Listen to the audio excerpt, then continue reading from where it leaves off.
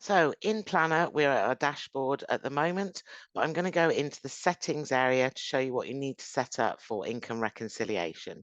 So if we go to settings and then we go to our income reconciliation area, we have three areas. We've got our charge splits for if you share any revenue between advisors and introducers, or advisors to advisors, and indeed back to the clients. We have our advisor splits, and I will go into this one first. I've currently got some already set up on the system as a salaried advisor, a self-employed advisor on a 50-50, and a self-employed advisor on 70-30. To add a new split in here for the advisors, it's just add new, and basically you put in your name,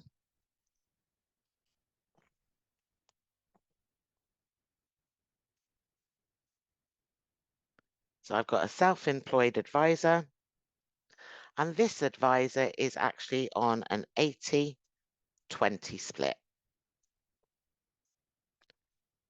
So what this means is for this advisor, we are going to have the firm getting 80% and the advisor getting 20%. And you can add a charge type. This can be against the advisor themselves or specific plans. I'm going to put this against the advisor and create. To go and edit any of these splits, it's a matter of going in and selecting edit in here. Or if you want to delete a split, you can go and press delete and yes, and that has deleted that split. To get back to your income reconciliation, you don't need to go back down to your settings. You can go to income reconciliation, and the next thing we want to do is set up our firm settings.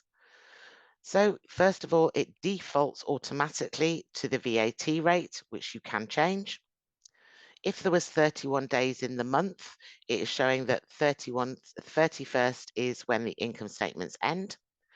And then you've got an option. You can let the system automatically lock the statements and after so many days so that you won't be able to upload new bank statements or provider statements after that date for that payment period.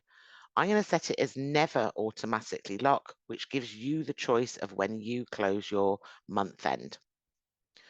We then have our default advisor split. My default advisor split is salaried advisors, but of course, if all your advisors are based on a 70-30 or the majority of them, you can set that there.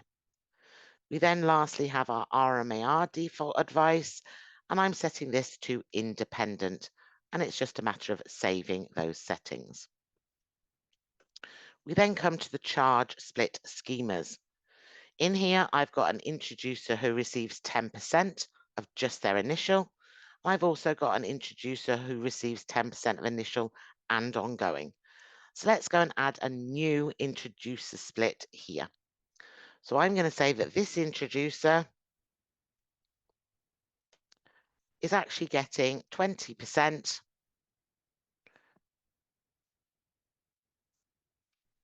of just initial. We then set our minimums and maximums. That means that when you're actually adding a charge and adding the split, you can change to be in between these. But I'm going to say it is automatically going to be at the 20% and defaulting to the 20%. Because my advisors in my firm are salaried, 100% of that money is going to be paid by the firm and 0% by the advisor. If you have a mixture of salaried and self-employed advisor, you will need to set up the split for each of those scenarios. We then have can charge transfer FCI. This is actually only applying to advisors, so do they get recognized? But because I'm adding in an introducer, we're going to say no for that. We've just said that this is for initial only, so we are going to put initial and default that schema. No to ongoing.